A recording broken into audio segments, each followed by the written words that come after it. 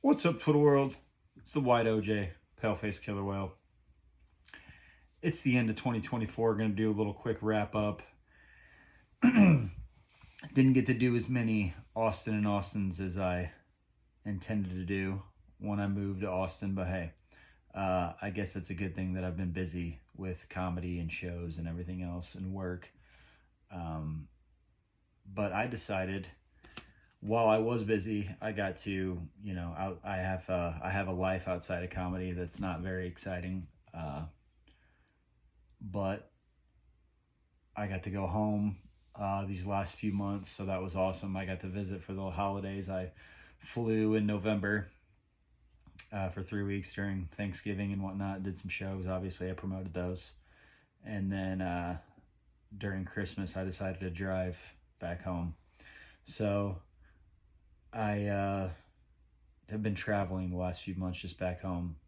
So Austin didn't seem to make sense, didn't really have much of a theme or an idea, but because it's the end of the year, I decided I'd do a little quick wrap up of my favorite things of 2024. Obviously, the big move was the major thing that happened. I've been sober from alcohol all year. What else? I entered my 4th year of comedy. So, let's see here. Just been writing jokes. Excited about that. I would say my favorite comedy experiences are off the top of the head. I didn't write these down, but 3 of them would probably be here in Austin. Getting on Kill Tony, the few open mics at the Mothership, Jefferson Golf Course. That day was awesome. The Heckle mic, or the Heckle show. But I decided to do a little like top 5 of my favorites. Like, saw a lot of horror movies this year. So I decided to put together a little list of my favorite horror movies of the year and my favorite albums of the year. Let's see. Honorable mentions. We have In a Violent Nature.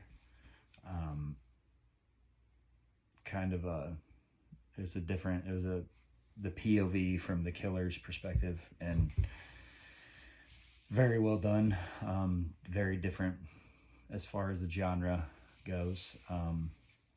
It was a year packed full of good horror, and I didn't get to see all of the good movies that have been out, and I'm probably going to watch The Substance after this, and there's a couple that I missed, but it was packed. And then number 5, I have a tie. I guess another honorable mention, or 5 is a tie between Blink Twice and Nosferatu. Blink Twice is what the hell's that beautiful girl's name? Zoe Kravitz. I love her so much. Catwoman. It's her directorial debut, and it's good. Channing Tatum stars in it. Nosferatu obviously is a remake of the classic tale. And then at number 4, I have Abigail, another vampire movie, from the Radio Silence guys who directed the last 2 Scream movies. It's a little twist on vampire. It would have been great if they didn't spoil the twist in the trailer, but go check it out. It's a fun movie. Number 3, I got Trap with Josh Hartnett going against Typecast. What a spectacle that is. And then at number 2, I had Alien Romulus. It's a really good alien movie.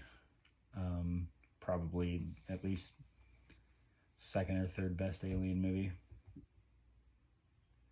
And then at number 1, just because this movie was fun and blew the first one out of the water, I have Smile 2. Didn't love the ending, and feel like these movies are kind of, only really hold up for a little bit, but it was a fun movie regardless. And think out of all these, it was probably had the few times where I've had a jump scare in recent years, so I put that alone, making me jump.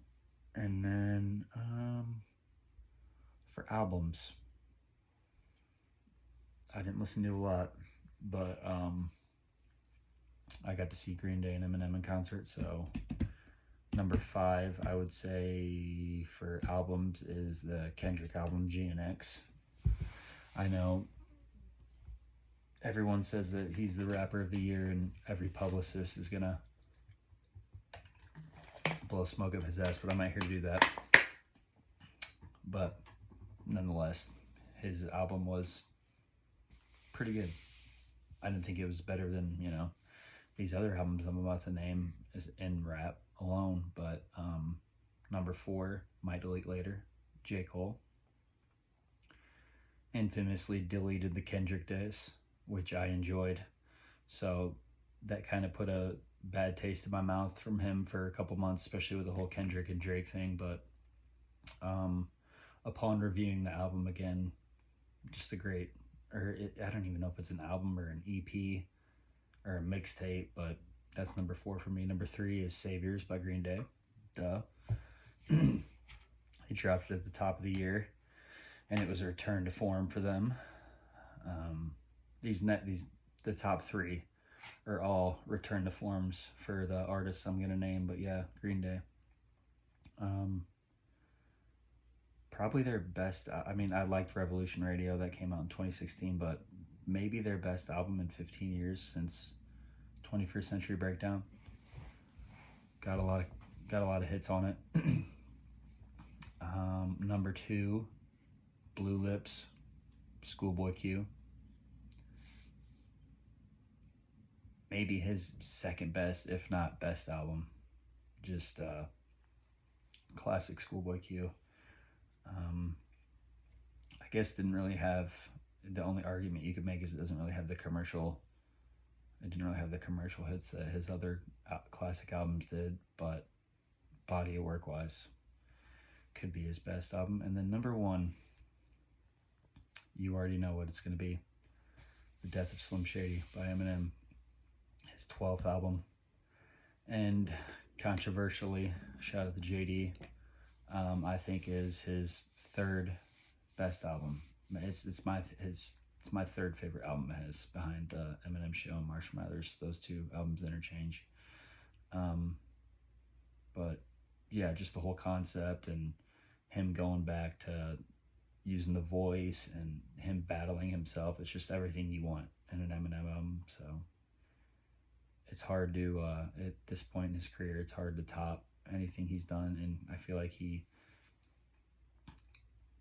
exceeded the anticipation a lot. I know a lot of people didn't love Houdini, but I think that it was a great, Without Me Part 2 to bring in the album. And yeah, it went number 1 and did what it was supposed to do. And I love all the merch and shit behind it. I've bought way too much stuff, but yeah, overall, 2024 was great. 2025 is only going to get better.